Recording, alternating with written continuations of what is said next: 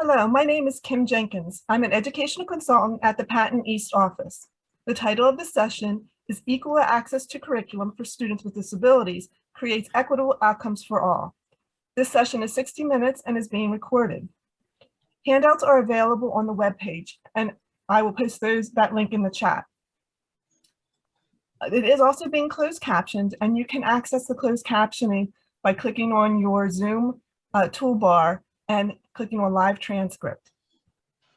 Our presenters for this session are from the PEAL Center in Philadelphia. Diane Perry has 20 years of education, advocacy, and family leadership under her belt. She is a family resource specialist for the PEAL Center. In addition to her work at PEAL, Diane serves as vice chair of the State Special Education Advisory Panel. Diane's son, David, 28, receives special education services. He is currently attending college, working part-time, and serves on 2 boards. SAU 1, Self-Advocacy Unites as One, and the Sean King Fund for Inclusive Practices. Lucy Pagat-Prawl is a family resource specialist at the PEAL Center also. She has a bachelor's degree in political science, urban studies from Rutgers University. Presently, she is working on completing her master's in community economic development at Penn State. Lucy has certification from Temple University in the fields of grant writing and nonprofit fundraising. Lucy is an elected Monroe County Polk Township auditor. Her professional experiences include mental health, intellectual disabilities, state and federal government, education, intensive case management, and housing. Lucy serves on multiple boards and committees. At this time, ladies, thank you for joining us, and we look forward to your session. Thank you so much, Kim, and welcome everybody. Good morning. Good morning. Good morning. We are happy to be here today for your Leadership Summit, and I have attended it in the past, and I think I'd rather be in Bedford than Philadelphia right now, but it is what it is. So we are happy to be here virtually to present to you. For those of you who are not familiar with the PEAL Center, we are the Parent Training and Information Center in Pennsylvania, the PTI. And what that means is that the PTI are mandated through IDEA, the Individuals with Disabilities Education Act. So we are federally mandated and federally funded through IDEA. And every state must have what's called a PTI. And in Pennsylvania, it is the PEAL Center.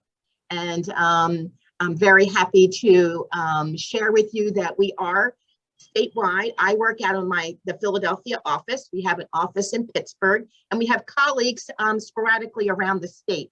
And that is where Lucy comes in, because while she can come down to Philadelphia, she's not in the office with me. Lucy, you want to share that, where you're from?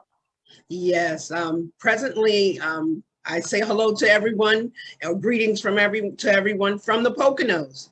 That's my area that I'm in at this time, and pretty much enjoying working with PEAL, and we have tons of information that hopefully you'll have a good session, a good experience with us, and that's about all I have to say right now, Diane, which very good. No, I'm usually not very short on words, but. All right, great. And as family resource specialists, what we do is we help and guide families through special education system, understanding their rights, the processes, the forms, anything that has to do with special education. So we're there helping and guiding the families, helping them work collaboratively with their school districts to resolve any issues, or just be there as an extra support or mentoring them through that process. Because as you all know, it could be very daunting for a parent to be sitting in a room with 20 professionals or so. I had that experience myself walking through when David was in school. So I may even reference him in some of my stories today. So I'm always grateful to mention him, because he gave me my career in the work that I'm doing today. So, all righty. Today we are here to bring you equal access to curriculum for students with disability, creating equitable outcomes for all. Because we know your theme today for the overall conference is achieving and sustaining equitable outcomes. So today we have Our goals for today with our session is that we're going to discover how UDL, Universal Design for Learning principles, support all students, including those with significant disabilities. So we're really going to be trying to focus and get your mindset thinking about that child that you have in your district that has the most significant disabilities, and be thinking of that in the lens, in the lens of where you're going to be going with UDL. Because if you provide UDL and services for a student who has significant disabilities, you're going to be able to provide for all students. We're going to recognize the importance of communication with families on the principles of UDL, which create an open dialogue to address any inequities.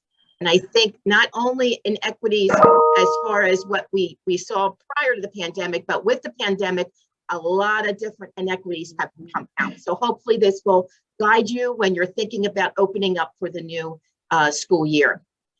Identify practices that can be implemented to support the families you serve. Hopefully we're going to be offering you a lot of examples. Some things I'm sure you may do already, but hopefully you'll be able to leave today with a few newer ideas. And discuss the importance of including families of students with disabilities in the planning for the next school year. And that's going to be really important. And I actually heard that yesterday on a couple of the sessions and the keynote, where, you know, including the families, including the communities, and also the students. And that's going to be key as well. So what does equal access to the curriculum really mean?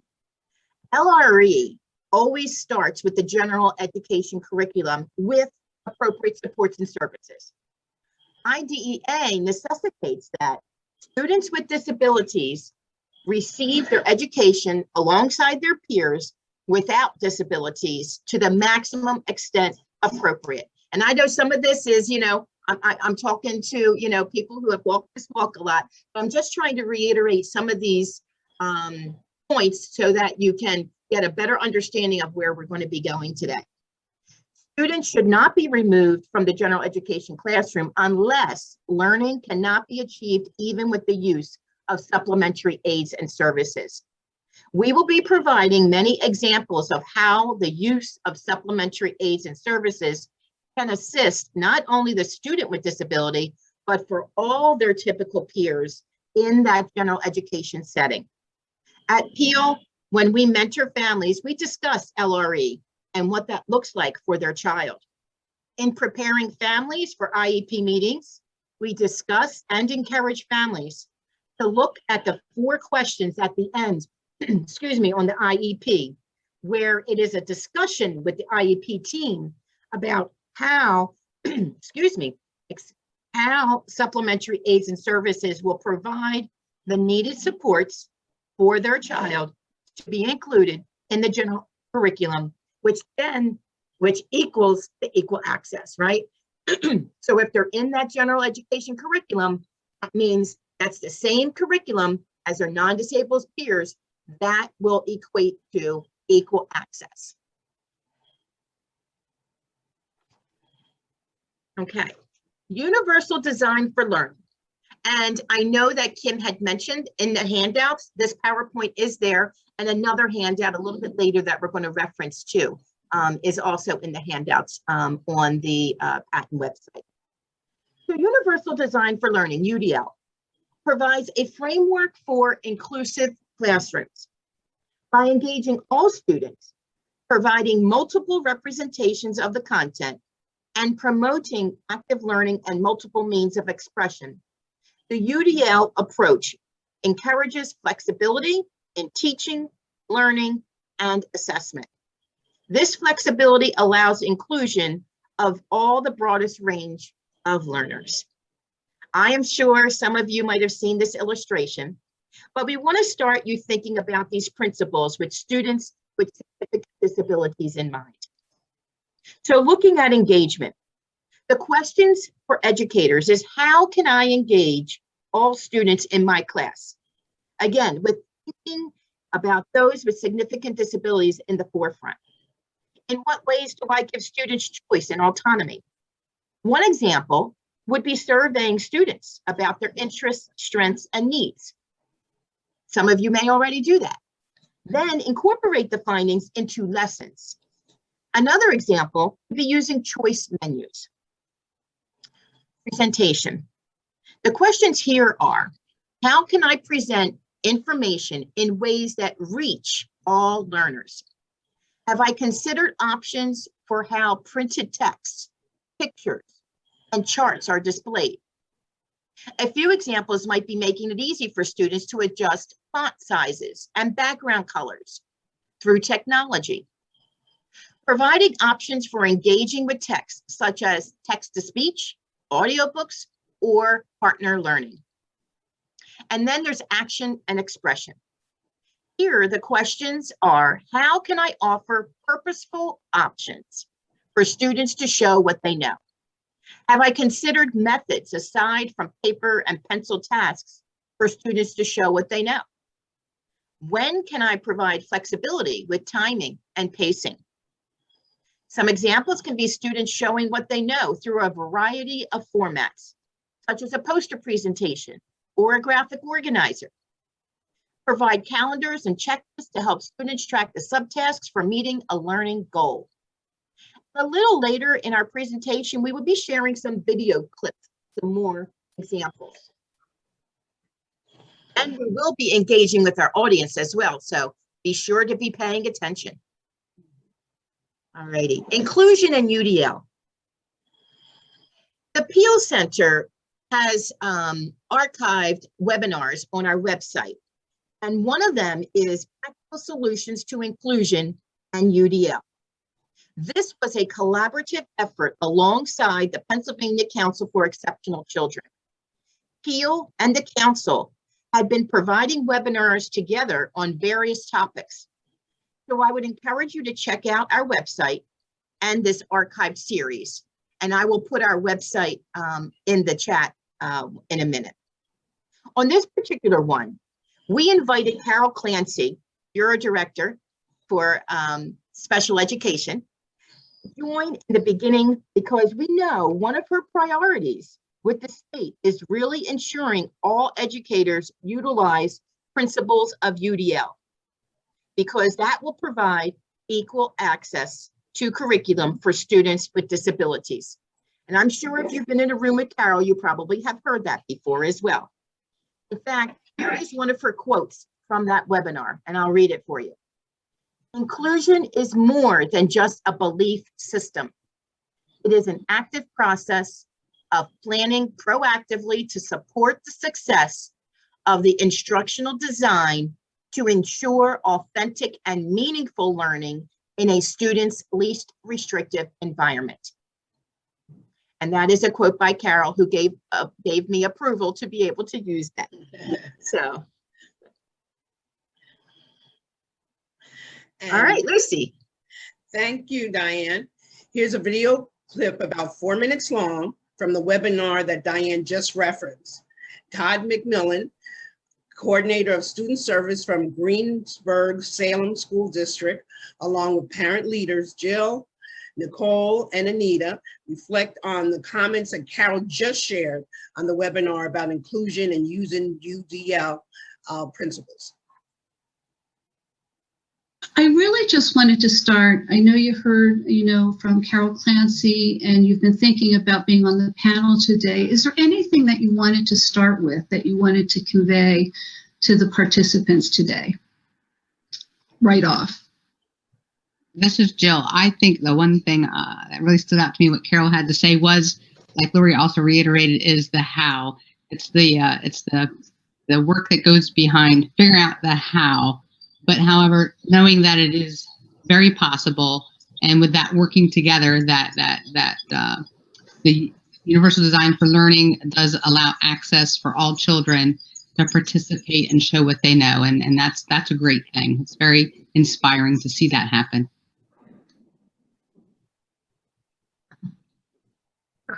I think a lot of consideration is going into this. Is it is, like Jill said, it is a challenge, and it really does take a lot of planning, collaboration with IEP team members, including parents.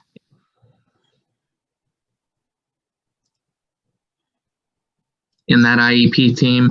They know what works well for their children, and using the tools that are available, using technology. But you don't always have to recreate everything. But just keeping that in mind is how can we find entry points into pieces of curriculum to help engage all students.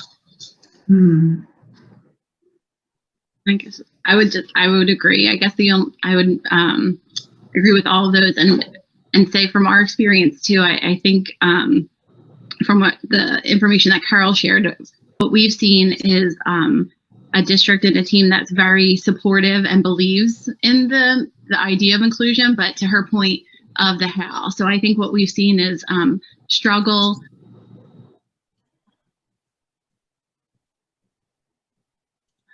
without using the principles of UDL.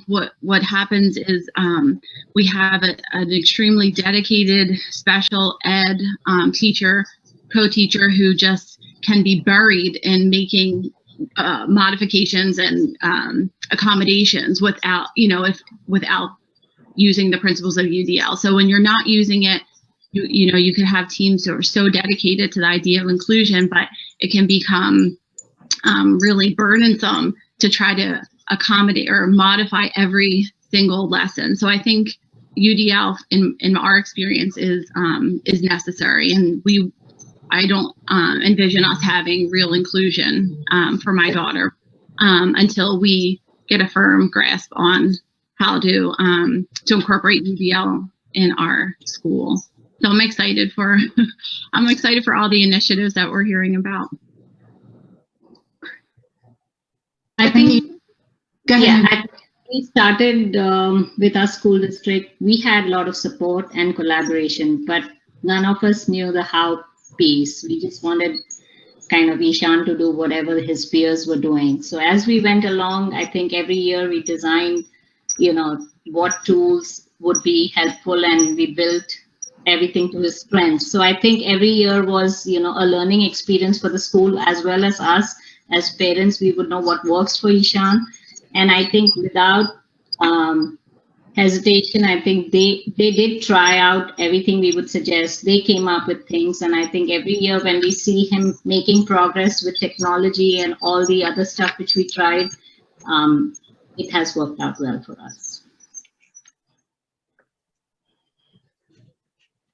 All right, now this is the interactive portion of our presentation.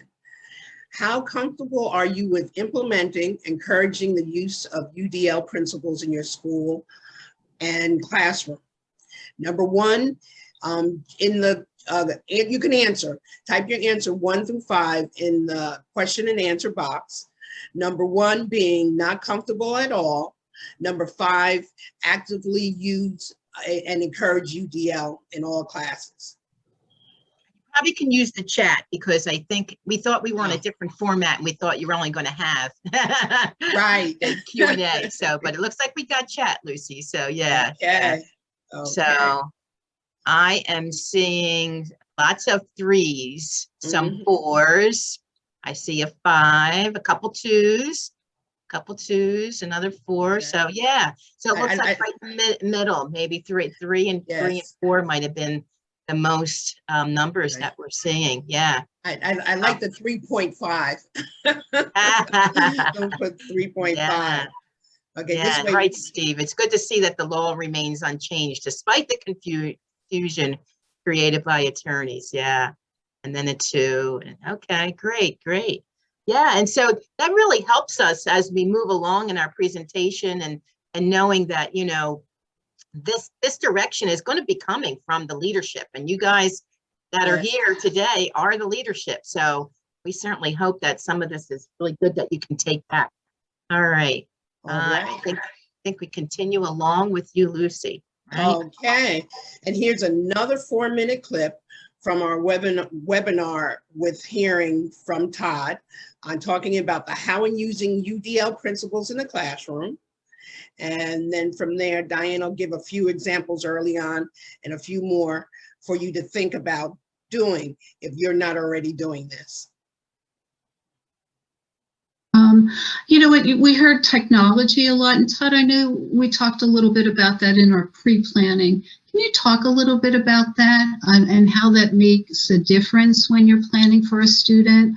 I know you talk sometimes about, you know, about like the how and making sure that staff is aware also, like some of the staff that you have, and making sure how they're aware of making these UDL decisions as well. Yeah, I think that the using the tools that are available, I think that's the key, and showing the staff that are working with children the benefits of certain things and how those can benefit the teacher too, and adults. And I think a good example of that, as Carol said, you know, UDL came out of architecture, out of universal design in building structures. And when we look at that, you know, one of the big keys where this came from is other people benefit and will utilize some of the things that exist that are designed in buildings. So the same thing with the learning. So if you design it with that end in mind, with you know, how can this benefit everyone, that's your foundation. Like Nicole said, is you're not rushing around just trying to make all these individual accommodations.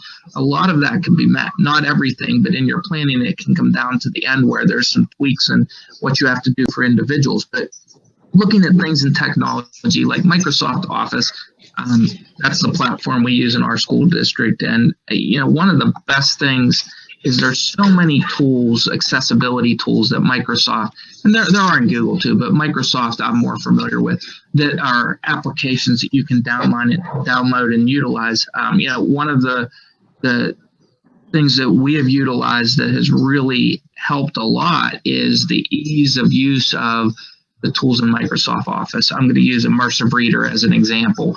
You know, it allows you to very easily take a piece of text that's been shared and it can read it to you. You can change the voice, the speed, the backgrounds, negative space. You can have it read. You can have it identify different parts of speech. It will read it in different languages. There's just so many free tools that are there that and I look at it as teaching children to utilize and access those tools. So they're learning to do that and be more independent. And it's different for every age level, but it's shocking what kids can do with technology that we can't. So I think when we have those opportunities is using those, making them available to everybody.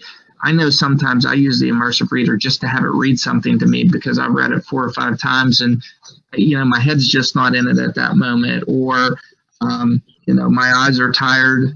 You know, I don't have my reading glasses with me. So at that point, I might be utilizing some of the different colored backgrounds, or you can change the font size and everything. You don't have to go through all the steps. They're available in one small toolbar. And, you know, there's a lot of tools like that out there.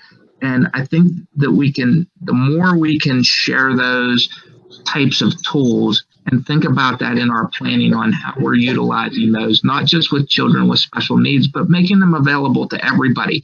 We really found once kids know those tools, adults too, is you'll see them going to that as a preference, or that's more of a desired learning style for them. So I think those are great things we have to consider in our design. And that's just one example.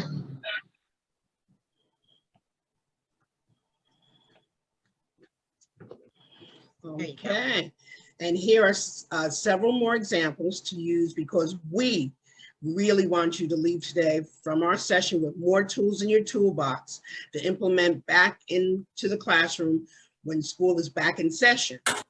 Of course, there will always be some barriers, and one example is typing and handwriting. Assignment is to write an essay. Some students write better or faster. Some type better or faster. Given the option of handwriting or typing the essay, if the objective of the lesson is not handwriting, then it shouldn't matter how the student shows their knowledge. Another example for barrier, reading Shakespeare or Old English text. Difficult to read, but some students love it. options of listening to someone else read it or recording of it, reading a graphic novel version, same context, or reading the original text.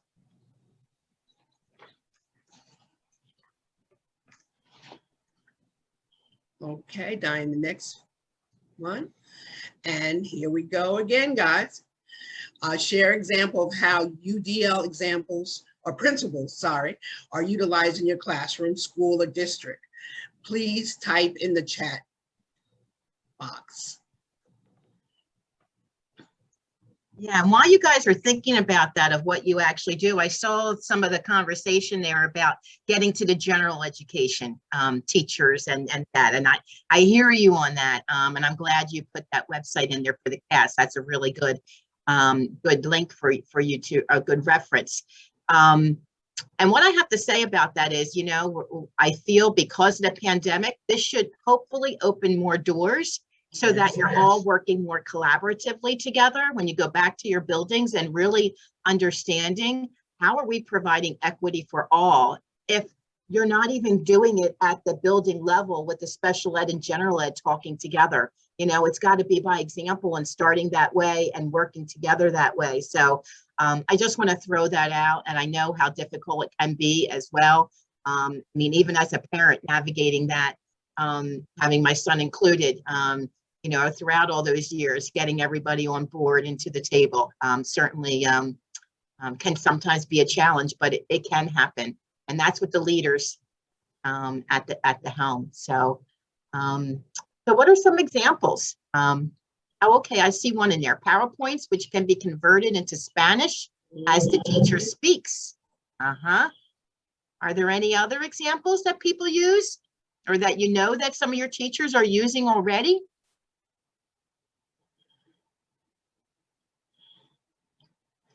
Silence. They got it probably, I was going to say, it takes a little while to type some stuff in, I'm sure. Yeah. Different language output, opportunities, typing instead of handwriting, verbally providing answers instead of handwriting. Specifically in some virtual PD, I provide options of representation, video or article, and provide choice for the learner to decide which option they prefer. Good. Always having the live transcript on Zoom meetings, even if you don't know someone may need it. That's right. That's right. Exactly. Yeah. And that's why we read certain things on the screen too, because you just don't know who is out there in your audience and that really needs to hear something a little extra. Oral directions with checklists and bullets for clear understanding of task and assisting in executive functioning. Good. A good old picture schedule. There you go. That's right. The basics. Yes. Exactly. Yes, indeed. Exactly. Accessibility checker for various, okay, Microsoft products. Wow. Great. Some excellent uses there. Well, if you think of more, you know, feel free to continue putting them in the chat, but I know we have limited time and I want to make sure that we're able to get through everything. And then, you know, we can see if there is some question and answers at the end, or maybe we can have some more conversation about, you know, how and all of this, because I know that that's the difficult part. So lessons learned from COVID. Oh boy, right? We all learned so many lessons, every one of us. 2020 was an incredible year for so many reasons. And one biggest hurdle was the shift to online instruction. I know schools have learned so much in so many ways, and the biggest was probably ensuring that equal access for all the students was happening. This was looking at devices and internet access and, you know, a whole host of other things. Then there was the actual lessons to be prepared differently and taught differently. This is where those UDL principles probably came more to light than ever. If we reflect on what I talked about earlier on in this presentation around the engagement, representation, and action and expression principles, you can probably think about the many ways these principles were utilized during the online instruction. Teachers needed to think about various ways to engage and keep engaged the students while teaching online. And that is the why of learning. And one example teachers used was a Padlet, which was a virtual bulletin board. And I believe even Patton, I was on one of their presentations yesterday for the conference, if you were on, I think it was the transition one. They were talking about utilizing Padlets for their virtual transition fairs that they were having. So that was even something that many people utilized. You know, on that Padlet, you're able to interact online right there with the student. I'm sure many of you can even give more examples. And there was representation, which is the what of learning. How is the student using the knowledge? And one example would be Beeline, B-E-E-L-I-N-E, I had heard. Beeline Reader, which is a tool for improving fluency. And this might have been just one of the many tools your colleagues might have used. And if not, you might want to research it and see if it might be something you can use. The last is action and expression, which is the how of learning. One example I heard being used was Flipgrid, which was very user-friendly for both the teacher and students. Then there was the families that teachers had to work with in a very different way. You know, now you're on this virtual world working with the families. I know at PEAL, we even had to pivot how we were supporting the families. And we started doing lots of webinars to help the families, as well as using Facebook too. So as you think about going back to school in the fall, start thinking about really using these UDL principles from the very beginning, because that is when you will be able to provide equal access to the curriculum for all your students. Okay, communication and outreach. And I've been hearing that throughout this whole conference so far. I attended the keynote and all the different presentations yesterday, and even this morning. Communication is key. And I know I'm preaching to the choir. And PEAL has a great communication brochure for families, and you can find it on our website under the tab Resources, but you can also see it as one of the handouts for this session when you go to the Patent website. We help families understand the chain of command and who do you call at the district and when do you call them. Districts can even use UDL while communicating and outreaching to families. These different ways on the slide are based in the UDL principles, different modes of engagement. A few other suggestions might be setting up a generic email account for individuals to send questions and answers, or a text account that can be used easily and answered regularly. Assisting families in learning how to set up email accounts or checking them regularly, linking them to their phones and communicate using emails, text, social media, and in their native language. It's really important, and I'm sure, again, with some of those lessons learned during COVID, we really heard a lot of the inequities and how are we communicating with our families and our students and how difficult that was and what some of the things you had to pivot. So here are maybe some suggestions that needed to be utilized during COVID, but I'm here to tell you it needs to continue as well, even if we're getting back to quote unquote, maybe some kind of normalcy. I don't know. Are you checking the chat there, Lucy? Is there anything that I need to be aware of or any other things that they're sharing? Diane, there is a question that came through. Why do we think UDL, which has been around for at least 2 decades, has been slow moving in public education? Well, I don't know what you have to say about Lucy, but I recently, and maybe this is common knowledge to some of you out there, but for me, it was not. I did not realize that UDL is not, when you're going to college, like that is not something every teacher is to learn, that every teacher is exposed to. It's really focused on special education, which really, like, are you kidding me? Why? Like, it should be for all teachers, all future teachers. So I think it's slow because it's not even starting at the very beginning when we're teaching our teachers in the colleges and universities. That would be my thought. Lucy, you have anything to add?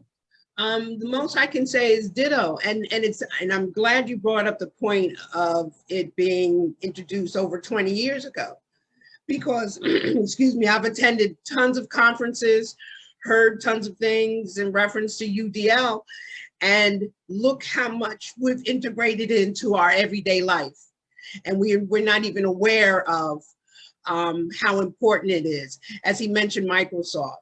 As we mentioned, just the green and red cards. There's so many ways that we use UDL, and it should just be almost just run of the mill. But again, I think the pandemic definitely let us realize how important that whole use of UDL is. And I'm here to tell you, I'm sure many of you, maybe not, have been in the rooms with Carol Clancy, and she is, I'm telling you, that is her goal, you know. Yes. So, you know, follow the leadership in Pennsylvania, and she's there to assist everyone and guiding them in this journey. And I love that we're having that conversation within the chat box with each other as well. So keep that going, sharing ideas with everybody. I really appreciate that. That's good. That's what we want. We want to be learning from each other, from those, because remember in the beginning with the numbers, we had some 2s, which mean they're not comfortable. Right. So all of you who might have been, you know, 3s or 4s or had more experience, you know, please start sharing that, some of that within the chat, and, you know, sharing with your colleagues. You know, if we were in person, we might be you into groups or something, but, you know, we're trying to make it as interactive as possible. So what we have. So here are some recommended actions. Think about the low-hanging fruit. What are some concrete actions we can take? Many of your districts have probably done some of this, but maybe you can find a new idea, or more importantly, just because life might look like it is getting back to normalcy, these resources need to continue to be accessed. Accessing information and forwarding it to families is still going to be very critical as we move through education. Determine where the resources exist among all community partners. You know, so looking and bringing in talking with childcare agencies, housing. You know, I know a lot of families were affected housing-wise through the pandemic, and now that some of that funding is starting to go away, that might become a bigger issue for some families who may have had some really financial distress during the pandemic, or even with health concerns and people passing and things like that. Food insecurity is still out there. Before and after school care. And here's one that's really going to be one: emotional support. Yes. Working with those agencies to pull together support groups for families, social workers, and psychologists, because it's an overwhelming and daunting task with the emotional support. And I actually just got on my email this morning. There's some guidance from the Office of Specialized from the Feds, and it is on what's it called? Something COVID. Did you see that, Lucy? Where it's a diagnosis of like you had COVID, or maybe you experienced COVID, and there's going to be a lot of mental health kind of situations where students who may not have qualified for 504s or IEPs may now qualify under this diagnosis due to COVID. So be on the lookout for that. And districts, I mean, I know a lot of districts, you know, did apply for a lot of that federal and state funds to help you through all this, to help your communities. And I would encourage you to continue looking for those opportunities as you move through the upcoming school year. Ensure that language access is provided to every family in the most appropriate manner possible. Families cannot truly be a partner if they cannot communicate properly. And, you know, that is where you really need to get to know the families, get to know students. And I heard that a lot yesterday, really getting to know your students. That will be key. And then the provision of mental health services will be a major need, again, for all students. And I'm sure schools are already getting prepared for that, but if you're not, putting it on your radar. So here are a few more recommended actions. Ensure that families know how to request interpretation and translation. They may not know how to do it, so really having that conversation. You might just say, do you need it? But then you can also maybe just say, I can help you access that. And here's different ways, instead of asking them, because they might just say, yeah, I know what to do, but maybe not really. So, rewording that and really getting to find out if they do understand how to request those things. And if you're using UDL principles, have you considered a training or coaching with including the students and families with teachers? So the students and families have a better understanding of the UDL principles as well. It's important that you're all at the same table. You all have the same buy-in as to what's happening. And planning for safety during transportation can be tricky now with going back to some normalcy. But again, this is a perfect opportunity to include the students and families so they can provide possible solutions together with the district. So just really, thinking about all these different things as you're preparing for, this new school year to be opening up. All right. Now, again, some little interaction here, guys. What is the one thing that you will take from this presentation and implement in your classroom, school building, or district? Please put that in the chat so we can make sure that you are fully vested in the UDL. Yeah, was there anything new maybe you heard, or because I can see there's a lot of sharing already in the chat on some of this. They're sharing with each other on some of these. So we probably have even seen a few takeaways in there, but let us know if there's something new that maybe struck you that you never thought about doing, and maybe we'll start to implement it. Diane, I just wanted to just make everyone aware, Carol Good did post that Patton has a UDL grant announcement, and that is posted in the chat. So if some schools want to check that out, that is a really good opportunity as well. Thank you, Carol. Yes. Right. Again, because of the guidance of Carol Clancy. Yes. She is a leader in that. Right. Oh, you never heard of the PEAL Center? Here we are. Ah.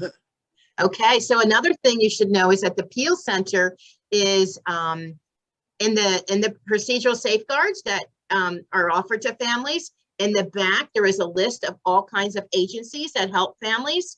So number one, I would encourage all of you to, when you're at your IEP meetings and you're sharing those procedural safeguards, please, if nothing else, point out the back page of all the different agencies and resources that are there to help families and guide them. I think it's really important because we do hear that a lot too. Families, I never heard about you. But every IEP meeting, they're getting their procedural safeguards. So why aren't they hearing about us? So I would encourage that, as maybe even one of your, when you go back to your schools and you're doing some professional development, sometimes, oh, did you want procedural safeguards? You got them. And sometimes we make a joke out of it that, you have plenty of them. And that's true, but they may not really know what's in there.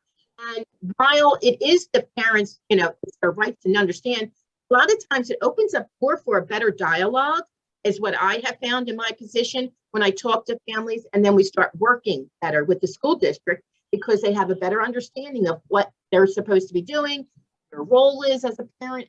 That's what we really try and emphasize when we're working with families and mentoring them. PEAL. So we were not once called PEN. So what happened, I think it was about 6 or 7 years ago, it is a competitive grant, a federally competitive grant. So 6 years ago, when it went up for request for proposal, the feds decided they only wanted one PTI. So there used to be PEAL in the West and PEN, Parent Education Network, in the east side of the state. And when they went to that one federal grantee PTI, that's when the PEAL Center went across the state. They were awarded that grant, and we've been awarded that for the past several years now. So yes, and it was similar to the PEAL Center years ago when they used to have 2 PTIs. So now we are statewide. Good question. Thank you. Okay. I forget where my cursor is sometimes because it works and it doesn't work when I'm checking the chat out. So, all right, let me get out of the chat here and move on. There's some good ideas in there. Go ahead, Lucy. Okay, and the equitability access to learning. In the United States, there's a legal mandate to offer free and appropriate education to all school-age students.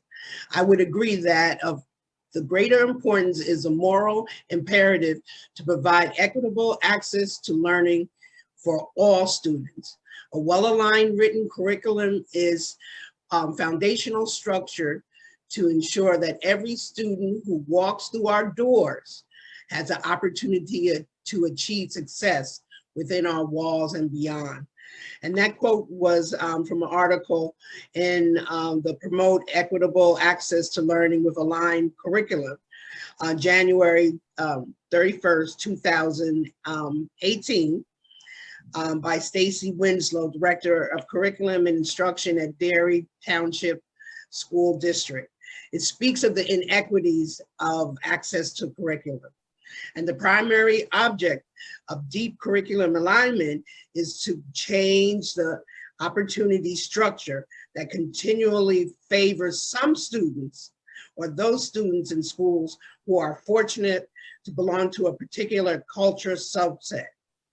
By changing the opportunity structure to include access, equal access to the school curriculum, school centrally level the playing field for those students whose achievement would otherwise be measured by their economic status. And that's from English and Steffi 2001. So if you get our PowerPoint, if you download the handout, you'll be able to click on that link and get the full article. It's really good. I really encourage you to read the whole article. And before, Diane, if you can just go back for a second. The thing that I think is very powerful with that quote is ensure that every student who walks through our doors has an opportunity to achieve success. I think that speaks volumes. Mm-hmm. Again, thinking about that student, right, with the most significant disabilities, every student. Mm-hmm. Mm-hmm. All right. And to start to wrap up our presentation, let's listen to Todd speak about presuming competency. I will. Presuming competence is the foundation to all of this and any of this working. Is you have to first put everything aside that you might have thought before or anything and focus on that it has to start with not they can't do this or how can we make this accessible? How can we engage the child? You have to believe that kids can learn and that you're not deciding what they can or cannot learn and putting that limit on them. And that's, I'm going to tell you, is almost every special education teacher in the world wants to control it and wants to make sure that they want to do the best for that kid. And sometimes we lose the focus on, it might not be that we're focusing on the same task for a long period of time and we're not having the other opportunity to learn other things because we didn't master something. We might not master something within our time in school. It might be later in life. It might not happen. But let's say the easiest example of times tables, like honest to God. So like, okay, so what? Somebody didn't memorize it. So, or they can't memorize it, but are they understanding the concept of that? Can they utilize a calculator? They can learn algebraic concepts. I have a group of kids that, like, I would say that people would say, oh, they can't be in algebra. They're in algebra. They're learning about coordinate planes and relations between points and slope-intercept. Are we using all the same vocabulary for everything? No, we're narrowing that vocabulary, that scope, so they're understanding the concept. And that's what we have to think about. It might not be everything at the same level, but it's working towards the same standard. But it all starts with presuming competence. And that's with the parents, caseworkers, teachers. You cannot put those limits. And it's challenging because you also have to look at as you're presuming competence is you don't want to overwhelm someone. Presuming competence just doesn't mean you're coming into my class, you can do everything everybody else does. That's not presuming competence.